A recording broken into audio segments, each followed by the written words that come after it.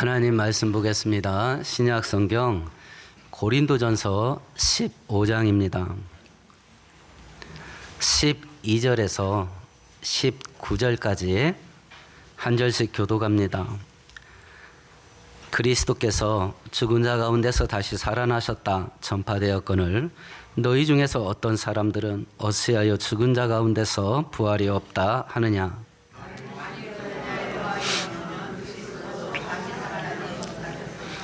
그리스도께서 만일 다시 살아나지 못하셨으면 우리가 전파하는 것도 헛것이요 또 너희 믿음도 헛것이며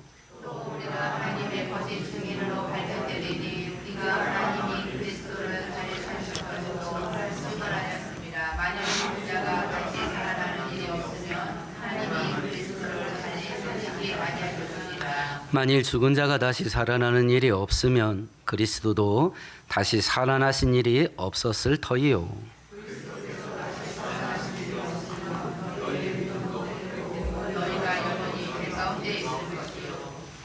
또한 그리스도 안에서 잠자는 자도 망하였으리니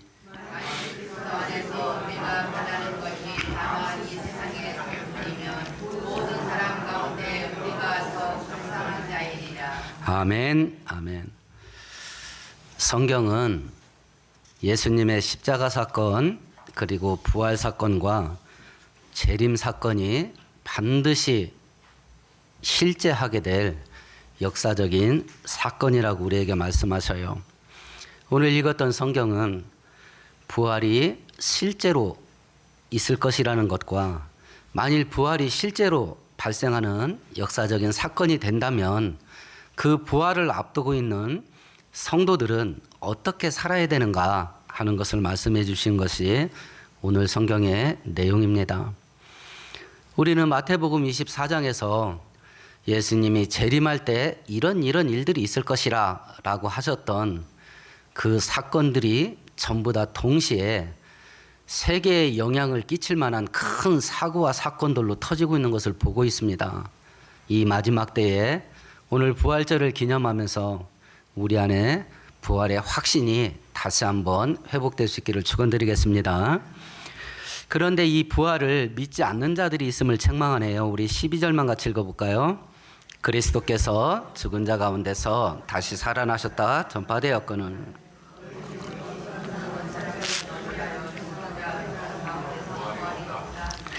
야, 부활 그런 게 어딨냐, 죽은 자가 살아나는 게 어딨냐라고 부활을 믿지 않는 사람이 있는데 불신자들이 믿지 않는가요? 성도들이 믿지 않는가요?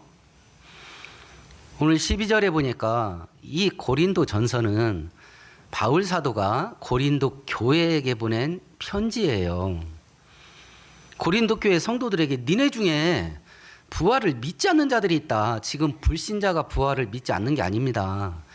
교회 다니는 성도, 하나님을 믿는다가는 성도들 중에 부활을 믿지 않는 자들이 있다는 거예요. 우리가 스스로를 생각해 보는 겁니다. 나는 어떤가? 나는 어떤가? 바울 사도가 이야기를 합니다. 그런데 그 부활의 수많은 목격자와 증인들이 있는데 어떻게 그걸 안 믿을 수 있냐? 5절과 고린도전서 15장 5절과 6절 같이 읽어보십시다. 게바에게 보이시고 후에 12 제자에게와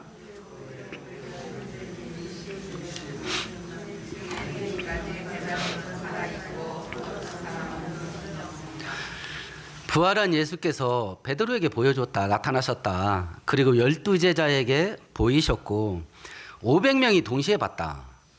그리고 나도 봤다. 그 부활하신 예수님을 목격한 자 중에 지금까지 살아있는 사람이 절반이 넘는다. 그런데 그걸 어떻게 안 믿을 수 있냐? 이렇게 지금 책망을 하는 겁니다. 하나님, 성경, 재림, 천국, 지옥.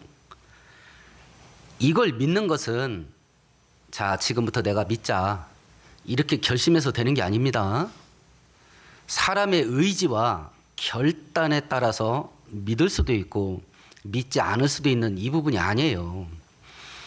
에베소서 2장 8절에 이렇게 되어 있습니다. 너희는 그 은혜에 의하여 믿음으로 말미암아 구원을 받았으니 이것은 너희에게서 난 것이 아니요 하나님의 선물이라.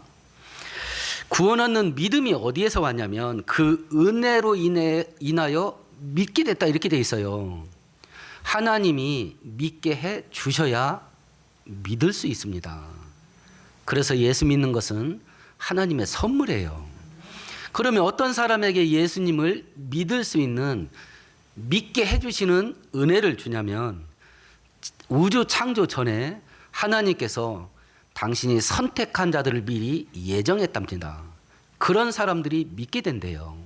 그래서 이 땅에서 우리가 하나님께 받을 수 있는 최고의 축복은 돈이 아니에요. 성공이 아닙니다.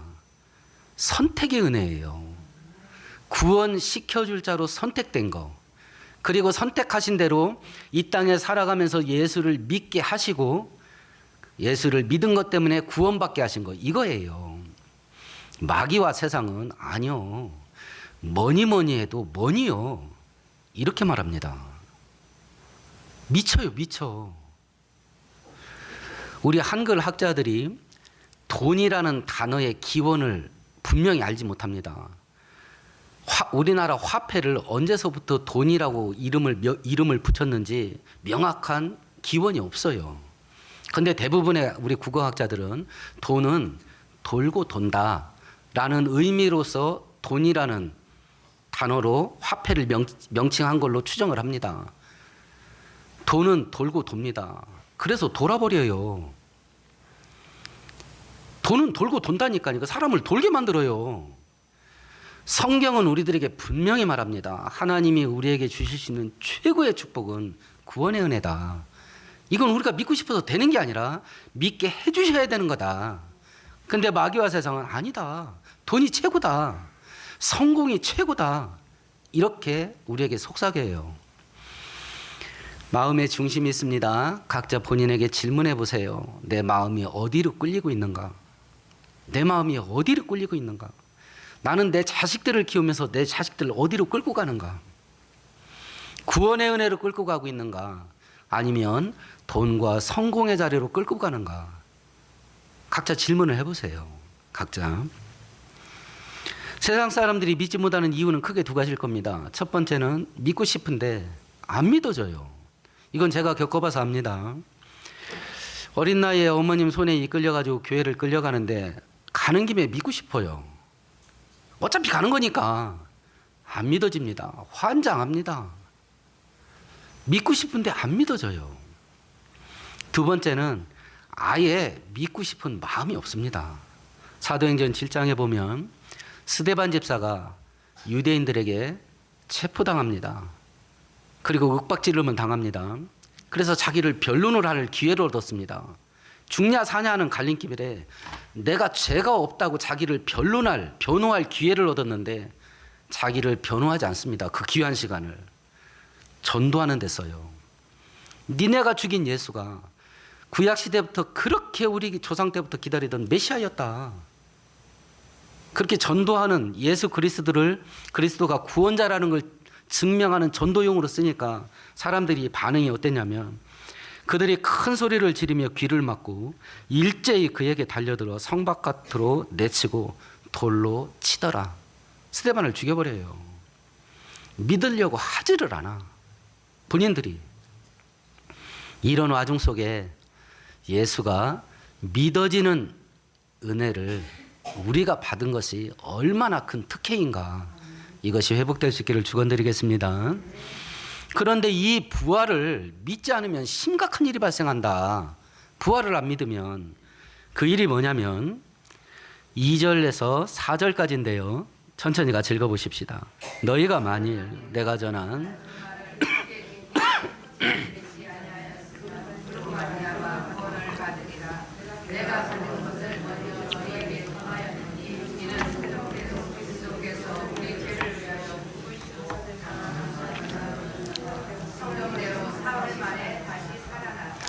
성경에 기록된 것 중에요, 성경대로 하지 않아도 지옥 안 가는 것들이 있어요. 주의를 거룩하게 지켜라. 성경이 분명히 되어 있습니다. 하나님 명령입니다. 주일날 빠져도 지옥 안 갑니다. 11조를 하나님께 바쳐라. 안 바쳐도 지옥 안 갑니다. 술, 담배 해도 지옥 안 갑니다. 화내지 마라 라고 하지만 화딱지 내면서 살아도 지옥 안 갑니다. 성경대로 하지 않아도 지옥 안 가는 것들이 있습니다. 그런데 성경대로 하지 않으면 지옥 가는 게 있어요. 이런 진리를 우리 성경학자들은 근본 진리라고 그럽니다. 이건 핵심적인 거야. 이거 안 믿으면 지옥 가. 구원이 없어요. 그래서 2절에 내가 너희들에게 전한 말을 굳게 붙잡지 않으면 구원 못 받는다. 그 중에 하나가 3절은 십자가 죽음이에요. 예수께서 내 죄를 용서하시기 위해서 십자가에 죽으셨다. 이건 안 믿으면 지옥 갑니다. 두 번째는 4절이에요. 예수님이 부활하신 거예요. 부활을 안 믿으면 심각해집니다. 골치 아파져요. 구원 못 받는답니다. 그러니까 이건 믿어도 되고 안 되고 이 차원이 아니에요. 그래서 성경은 우리들에게 근본 진리가 있는데 이거 안 믿으면 지옥 간다. 구원 못 받는다. 그 근본 진리 중에 두 가지가 오늘 3절과 4절에 나타난 겁니다. 첫 번째는 십자가 죽음, 두 번째는 부활이에요. 이거 안 믿으면 구원 못 받는다. 그러면 야 이거 봐라. 나 이거 진짜 천국 문턱을 넘어갈 구원 얻는 믿음만큼 부활이 믿어지고 있냐. 예, 아리까리하신 분이 계시다면 기도하세요. 부활이 믿어지게 해달라고 기도하시고 천국과 지옥이 믿어지게 해달라고 기도하세요. 내가 예수 믿고 교회 다녔으니 죽으면 천국까지 안 컸어. 이 정도 가지고는 이거 장담 못합니다. 천국 가고 싶어서 환장할 것 같은 열망을 달라고 기도하세요. 막 심장이 터질 것 같이 해달라고 기도하세요. 그렇지가 않으면 두 가지를 장담을 못해요. 첫 번째는 세상의 유혹을 이길 수가 없어요. 땅의 것 좋은 걸 어떻게 해? 천국 가고 싶어 환장해야 땅의 것의 유혹에 이끌리지 않는다니까요. 이건 아무것도 아니다 이거. 두 번째는 천국 가고 싶은 욕망으로 헐떡거려야 이 땅에서 고난과 환난을 참아낼 수 있어요. 그래서 천국 소망과 재림 소망은 세상을 이기는 유일한 믿음의 디딤돌이에요. 그게 없다. 그럼 기도해야죠. 목사인 저도 매 새벽마다 이 기도는 빠지지 않고 합니다. 천국 가고 싶어서 심장이 터질 정도 되게 해주세요. 목사도 사람인데 안 그러면 저도 돈 따라갈 수밖에 없지요. 저도 세상 재미 따라갈 수밖에 없잖아요. 그래서 성경은 이게 안 믿어지면 이거 복잡해진다. 심각해진다. 내가 안 믿어지는 것 같다. 그러면 이거 붙잡고 울면서 기도해야 됩니다. 그래서 부활의 확신 가운데 거하는 저와 여러분 되기를 축원드리겠습니다. 그럼 부활을 믿지 않는 사람들은 어떻게 사냐? 그게 32절입니다. 함께 같이 읽습니다. 내가 사람의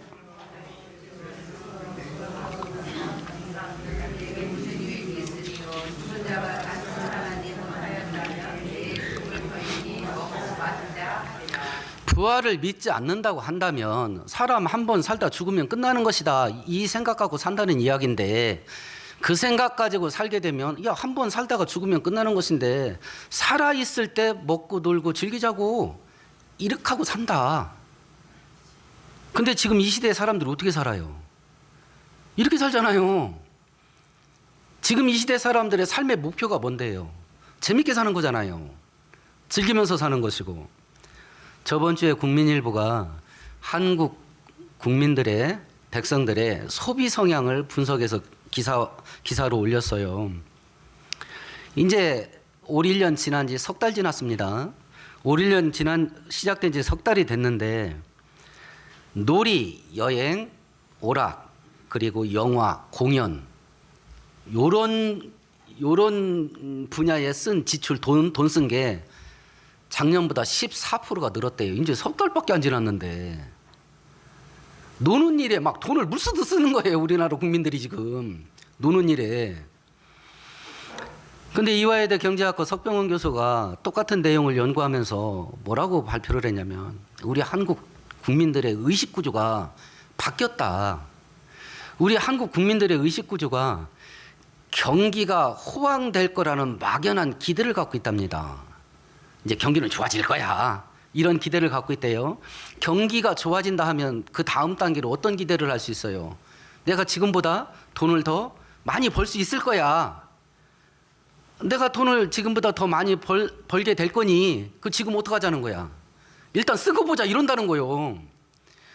의식 구조가 바뀌었대요. 경기는 좋아질 거다. 경기가 좋아지면 나는 지금보다 돈을 많이 벌 거다. 그러니까 지금 쓰자.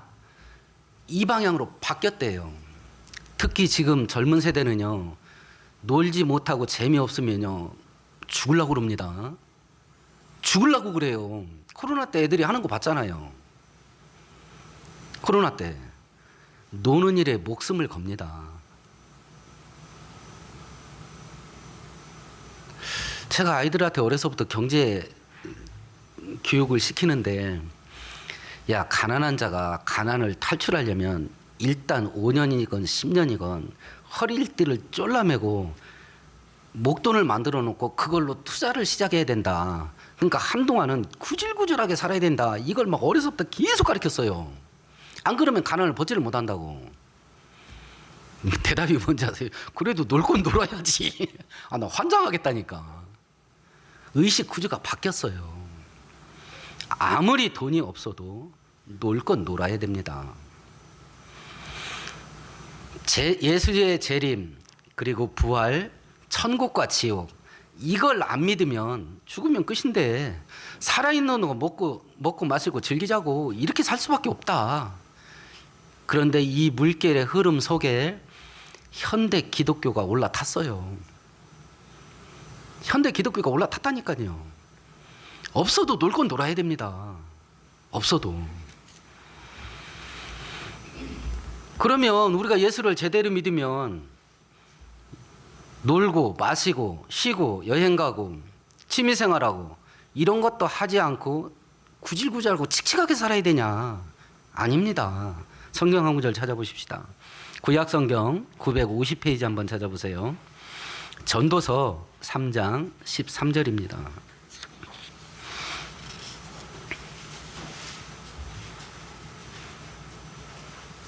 전도서 3장 13절입니다. 같이 읽습니다. 사람마다 먹고 마시는 것과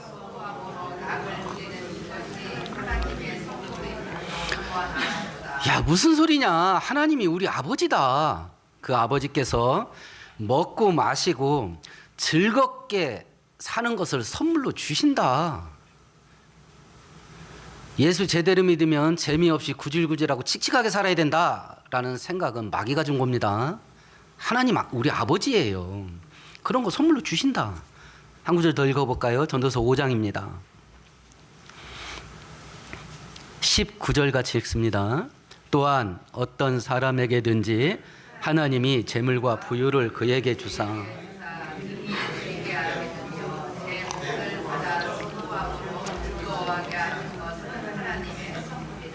심지어는요, 재밌고 즐겁게 살 수 있도록 돈을 벌 수 있는 능력과 돈도 주신대요. 선물로. 이것이 하나님 아버지가 자식된 우리들을 향한 마음이에요. 성경대로 살면 재미없이 구질구질하고 칙칙하게 살아야 된다. 이건 마귀가 속삭이는 소리예요. 하나님은 안 그렇습니다. 근데 목적과 중심이 달라요. 목적과 중심이. 고린도전서 10장에 보면 먹든지 마시든지 무엇을 하든지 하나님의 영광을 위해서 해라. 돈을 많이 벌기를 소원을 하고 기도하면서 열심히 일하고 돈을 모읍니다. 그런데 우리는 그 돈 가지고 먹고 마시고 놀고 즐기기 위해서 쓰고자 함이 아니라 하나님이 기뻐하는 일에 돈을 쓰려고 돈을 봅니다. 우리도 성공하고 출세하기를 꿈꾸면서 기도하고 열심히 일합니다. 그러나 우리가 성공하고자 하는 것은 성공해서 먹고 마시고 즐기고 놀기 위함이 아니라 성공한 힘을 가지고 하나님이 기뻐하는 일을 능력 있게 감당하기 위해서 성공을 추구합니다. 우리도 오락가고 취미생활하고 여행 가고 맛집 가서 맛있는 음식 먹습니다. 근데 우리는 그걸 즐기기 위해서가 아니라 내 몸과 마음을 최상의 컨디션을 유지하게 해서 하나님이 기뻐하는 일을 열정적으로 하기 위해서 그런 일을 합니다. 목적이 달라요. 목적이 다릅니다. 우리의 마음이 하나님께 가 있는가 아니면 육신에게 가 있는가, 거기서 갈라지는 거예요. 근데 부활을 믿지 않으면 육신이 즐기고 먹고 마시고 노는 일에 전념하게 된다. 그래서 부활을 믿지 않으면 이 땅에서 살아갈 때 우리가 하나님을 떠날 수밖에 없다. 이걸 경고를 하는 겁니다. 그러면 부활을 믿는 우리는 어떻게 살아야 되냐? 첫 번째는 22절입니다. 같이 읽습니다. 오늘 고린도전서 15장 22절입니다. 아담 안에서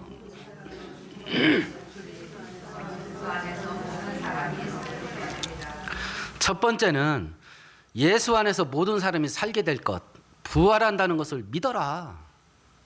부활이 있다는 걸 믿어야 된다. 부활이 있다는 걸 믿게 되면 예수님의 재림, 그리고 그 이후에 최후의 심판, 영원한 천국과 영원한 지옥으로 분리되는 거, 이것을 믿어라. 이건 근본 진리다. 근본 진리. 두 번째는 34절입니다. 같이 읽습니다. 깨어 의를 행하고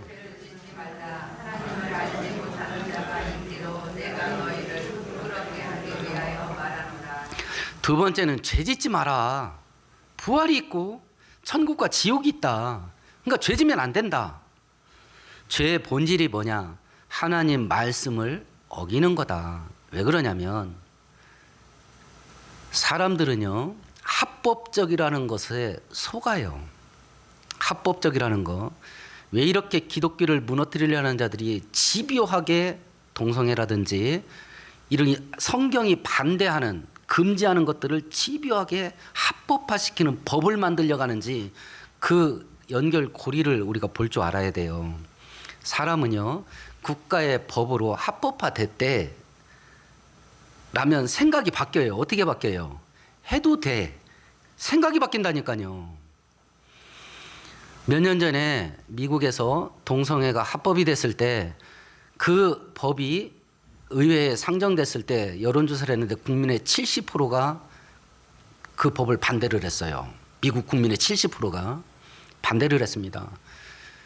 제 제자가 미국에 유학 가서 미국 한인교회 그때 당시 부목사로 있었는데 전화가 왔어요.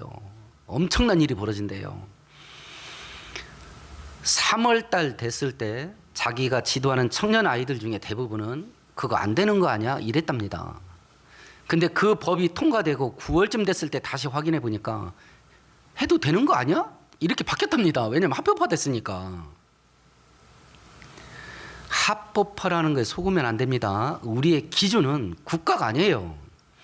우리의 기준은 법이 아닙니다. 세상의 법이 아니에요. 우리의 기준은 하나님의 말씀입니다. 죄는 하나님의 말씀을 어기는 게 죄예요. 법을 어기는 게 죄가 아닙니다. 아무리 국가가 합법화 시켜놨어도 하나님이 아니라고 한 것은 죄예요. 죄의 본질은 하나님의 말씀을 어기는 겁니다.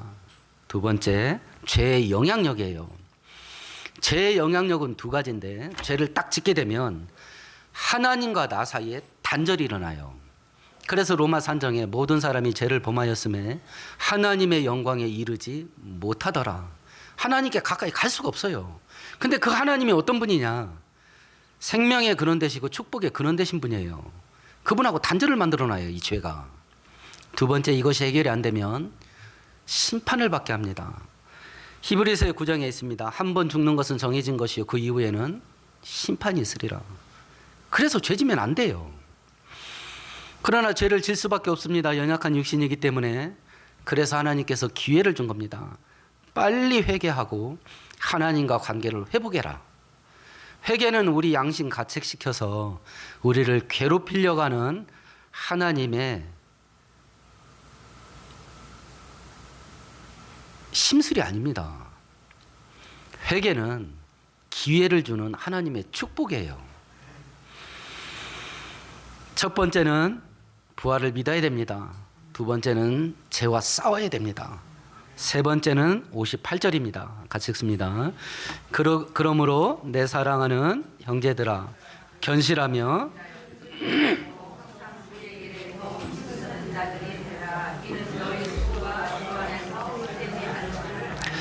하나님 일에 힘을 써라. 하나님의 일에 힘을 써라. 힘을 써라. 예배를 드릴 때 앉아 있지 마라. 힘써서 예배를 드려라. 자꾸 잡념이 들어와요. 마음이 흩어집니다. 그 마음을 끌어다가 예배로 집중시켜라. 예배 드리는 1시간 동안 힘을 써라. 힘을. 몸이 흐트러지냐? 중심 잡아라. 몸과 영을 하나님께 바쳐야 되거든요. 몸이 흐트러지면 안 된다. 몸이. 예배를 드려도 힘을 써서 예배합니다. 빗자루 하나 들고 교회 본당을 쓸어도 힘을 써서 이게 빗자루질을 했는데 힘을 안 쓰면 밑에 먼지가 다 새. 힘을 써서 눌러서 쓸어야 먼지가 쓸리죠. 힘을 써라. 힘을. 추워도 후회됨이 없다. 추워도. 우리의 헌신봉사 충성에 대해서 하나님께서 이 땅의 것으로도 갚으실 수 있습니다.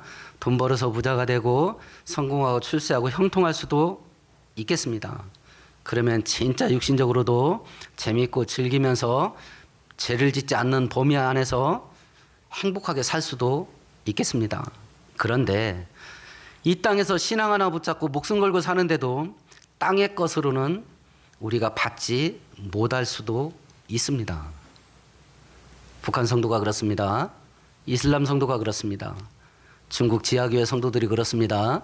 독재 국가에 있는 성도들이 그렇습니다. 땅의 것으로는 하나님이 줄 수도 있고 안 줄 수도 있습니다. 그런데 우리는 자유국가고 자유시장주의가 인정된 자본주의 사회니까 땅의 것으로도 받을 확률이 굉장히 높은 평화로운 나라에 살고 있습니다. 기도하세요. 많이 달라고. 저도 기도합니다. 우리가 이 땅에서 어떻게 살든지 간에 하나님의 축복의 핵심 알갱이는 땅에서 주어지는 게 아니라 하늘에서 주신다. 물질적인 것이 아니라 영적인 거다. 비록 땅의 것으로는 이 땅에서 누릴 수 없을지도 모르겠지만 하늘에서는 반드시 받는다. 반드시 받는다. 구원의 은혜는 평등 지급입니다. 예수를 믿으면 똑같은 구원 받습니다. 모든 성도가 똑같은 구원 받습니다. 똑같이 죄 용서받고 똑같이 하나님 자녀 되고 똑같이 천국 백성 됩니다. 그러나 천국의 상급은 차등 지급입니다. 행한 대로 받습니다. 행한 대로. 구원의 은혜를 가슴에 새긴 자는 그래서 하나님을 위해서 자기 인생을 삽니다. 3월 초쯤에 우리 동기 목사님들 모임이 있어서 부산에 간 적이 있었어요. 그때 이제 우리들의 숙소가 AG 405라는 호텔이었는데 주소를 보내왔어요. 그 내비게이션 찍고 가는데 근처라고 하는데 호텔 간판이 없어. 그래서 제가 전화를 했습니다. 아니 다 왔다는데 호텔이 없다. 아니 거기 AG 405라고 간판 안 보입니까? 그 바로 옆이야. 그래서 제가 화를 냈지요. 아니 호텔이면 호텔이라고 써야지 AG 405라고 하면 그거 누가 아냐 그게 호텔인지. 그랬더니 사정 설명을 하더라고. 형님 사연이 있습니다. 그 호텔 사장이 장로님입니다.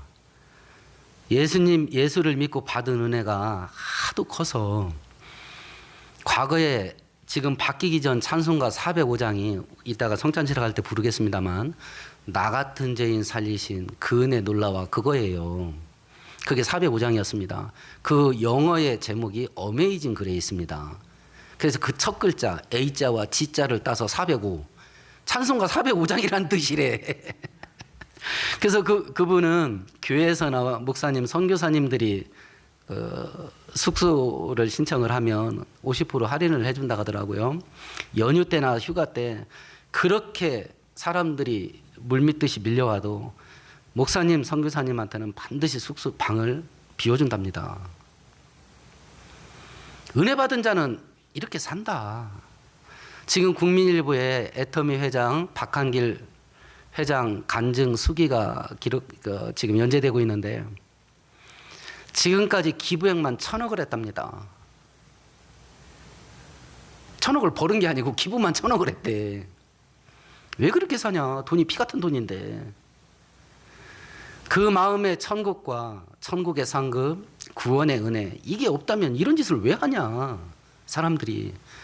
야, 그러면 하나님께 복 받아서 떼돈을 헌금을 해야 그게 복된 거냐? 그럼 나는 뭐냐 이거? 저는 개인적으로 북한 성도가 이분들보다 더 상급이 클 거라고 믿어요. 만일 제가 돈을 번다면 1,000억을 할 수 있을 만큼 돈을 번다면 1,000억은 헌금을 할 수 있을 것 같아요. 그런데 북한 같은 지옥 같은 자리에서 목숨을 걸고 신앙을 끝까지 붙잡을 수 있을까 저는 자신을 못 하겠어요.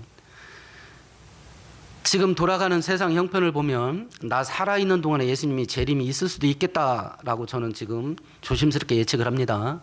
그럼 재림 직전에는 엄청난 환란이 휘몰아치게 될 것이고 내가 목사이면 제일 먼저 끌려가서 고문받을 수도 있겠는데 그 고문을 내가 견딜 수 있겠는가? 그래서 저는 새벽마다 저는 제 살아생전에 그런 일이 만일 있게 된다면 재림이 있게 된다면 저는 환란 전에 먼저 죽었으면 좋겠습니다. 난 자신을 못하겠어요. 고문을. 그래서 저는 차라리 일찍 죽게 해달라고 기도합니다. 이렇게 떼돈을 헌금하는 사람보다 이슬람 지역에서 예수를 믿고 언제 가족에게 죽을지 모를 그런 상태에서 예수 믿는 자들의 상급이 저는 훨씬 크다고 믿어요. 돈이 있거나 없거나 의인은 믿음으로 사는 겁니다. 오늘 성경은 우리들에게 분명히 이야기를 합니다. 부활은 반드시 있다. 반드시 있다. 부활을 믿지 않으면 세상 중심, 육신 중심, 물질 중심으로 살게 된다. 먹고 마시고 놀고 즐기면서 산다. 그러면 구원받지 못한다. 부활이 만일 있다면 우리가 어떻게 살아야 되냐? 첫 번째는 부활을 믿어야 된다. 두 번째는 죄 짓지 마라. 세 번째, 하나님의 일을 힘있게 해라. 이러면서 우리가 하나님 중심, 천국 중심으로 사는 믿음이 회복될 수 있기를 축원드리겠습니다. 우리 다 함께 찬송가 305장